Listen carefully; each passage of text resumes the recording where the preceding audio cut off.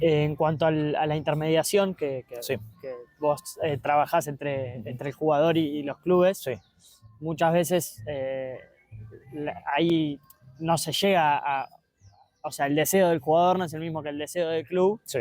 Vos en el medio, ¿cómo haces para que esas dos líneas se lleguen a cruzar o concordar? Wow, una buena pregunta. Te diría que eso es de manera muy individual. O sea, yo creo que uno debe ser muy transparente en ese sentido. Hay veces que tú tienes mejor relación con el club, hay veces que tienes una relación mucho más directa y mucho más fluida con el jugador y su agente. Y en ese sentido yo creo que en este caso el jugador siempre tiene que estar de acuerdo. O sea, capaz hay muchos casos que el jugador está de acuerdo, la gente no está de acuerdo y el club está de acuerdo y la negociación se lleva. Hay otros momentos en los cuales hay agentes que capaz no se manejan de la mejor manera y no le dan toda la información al jugador, sino que apuntan a que la negociación se dé porque capaz tienen una buena comisión o les conviene por algún lado que se lleve a cabo.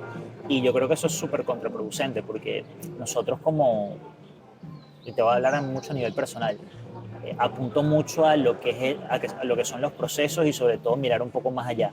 O sea, el cerrar una negociación ahorita está buenísimo y todos apuntamos a eso, pero también es cómo es el después y cómo es el futuro. Si tú tienes si por lo menos nosotros hacemos muchísimo, pero muchísimo hincapié en el tema del scouting. Cuando nosotros realizamos una recomendación a un club es porque lo hemos estudiado a nivel técnico, táctico, físico, a nivel psicológico, a nivel contexto. ¿A dónde voy con esta idea? Eh, Cuando nosotros damos una recomendación a un club es porque realmente creemos que ese proyecto es a largo plazo y no es nada más un fichaje de momento que vamos a cobrar una comisión y se termina la relación. Porque al final lo que a nosotros nos mantiene en el mercado es ser asertivos a la hora de poder dar una recomendación. Y eso también va de la mano con el jugador, porque si tú le dices al jugador, mira, estas son las condiciones, este es el país a donde vas a jugar, esta es la liga y esto, todas las herramientas que necesitas saber para tomar la decisión, definitivamente también vas a tener la oportunidad de acertar con el jugador y que ese jugador confíe en ti en una posible negociación a futuro. Y algo que está bueno de Sí, este, me gusta ahondar en este sí, proceso para ver primero las capacidades del jugador y ver si puede encajar en algún club y en un determinado club. bien. Me gusta que es un proceso que parte de algo muy orgánico, que nos pasa a todos al ver fútbol, que es, che, este jugador tiene algo. Sí. A partir de ese primer ojo, Uh-huh. quiero que expliques un poco qué proceso sigue, porque ahí ya es un seguimiento mucho más complejo. Sí, es mucho de detalle. Nosotros hay que tener en cuenta que cada liga, hasta te puedo decir, cada equipo tiene un análisis muy particular. Cada equipo tiene su departamento de scouting, tiene su metodología y busca también, o la mayoría buscan un ADN específico para sus equipos. ¿A dónde voy con esto? De acuerdo a tu pregunta, nosotros nos fijamos mucho en eso. ¿Sabes? El club y el jugador encajan, a primera vista sí encajan. La necesidad del club se puede cubrir con la característica de este jugador, sí se puede. El presupuesto, en este caso, es adecuado a la hora de proponer un jugador, sí se puede, porque hay muchas veces que tenemos jugadores que encajan perfecto, pero capaz el presupuesto del club no encaja con lo que quiere el jugador o lo que quiere el club.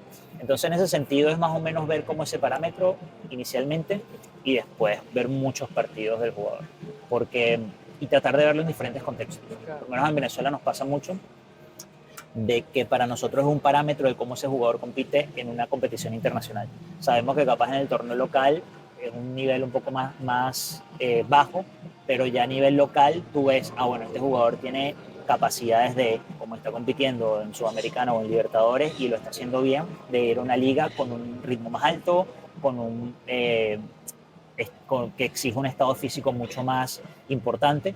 Entonces, bueno, en ese sentido ahí empezamos de acuerdo a etapas. La primera es un poco más superficial, la segunda es más probar al jugador y analizarlo en diferentes contextos, como te digo, sea torneo local, sea a nivel de selección, sea a nivel de competición internacional con su club, y luego, bueno, ya empezar a ver las partes o las características técnicas y tácticas. Es decir, ellos están buscando, como un ejemplo, un extremo por derecha, pero que tenga mucho juego interno. Entonces, bueno, en ese sentido nosotros apuntamos sí o sí o le damos prioridad a un extremo que sea zurdo para que tenga una asociación interesante por adentro y que capaz pueda tener diagonales interesantes y pegarle al arco desde ahí. Entonces, bueno, vamos ahí asociando las opciones. Nosotros normalmente a los clubes cuando nos hacen una petición presentamos mínimo 3 opciones. Obviamente esas opciones tienen como puntos relevantes y siempre vamos a tener uno como favorito que creemos que va a ser el más adecuado. Pero también, como te digo, ya cuando nosotros pasamos una recomendación, pasa por parte del club de analizar y ver qué quieren, qué buscan y si es justamente lo que están ubicando. Pero esto es mucho de ver muchos partidos, nosotros vamos mucho a la cancha porque es diferente verlo en televisión, es diferente verlo por Wisecout y es diferente verlo en vivo. Y nos enfocamos mucho también en tratar de generar algún tipo de cercanía con los familiares del jugador o si no, preguntar a personas que estén dentro de su contexto. Porque no nos interesa un jugador que capaz lo podamos ofrecer, que se haga el fichaje y que esté regresando 6 meses después. Porque al final lo que buscamos es que sea sustentable. Y lo sustentable se busca mucho en si el chico mentalmente creemos que está capacitado para dejar a su familia, irse a vivir a un país en donde el invierno dura 8 o 9 meses, en competir a un nivel mucho más exigente, en tener la disciplina de capaz no tener el estado físico adecuado en cuanto a la parte aeróbica como la parte de desarrollo de masa muscular en ese momento, pero sí comprometerse a llevar un plan para nivelarse. Entonces son varias cosas que hay que analizar en ese sentido y mucho tiene que ver lo que tú vas palpando en cuanto a conocer al chico, en cuanto a ver cómo actúa, en cuanto a ver quién lo acompaña, cómo se mueven con su contexto. Y después supongo que también hay factores, una vez se da un fichaje, primero me interesa saber si hacen un seguimiento para ver por una cuestión de presión Sí. y también que una vez se realiza el fichaje ya entran factores también incontrolables o no, que puedan generar que al final por un debut que tuvo unos primeros contactos que fueron negativos, ya Sí. perdió confianza y esas cosas son Sí. difíciles de controlar, ¿o no? Te entiendo y totalmente. Yo creo que esto entra dentro del juego.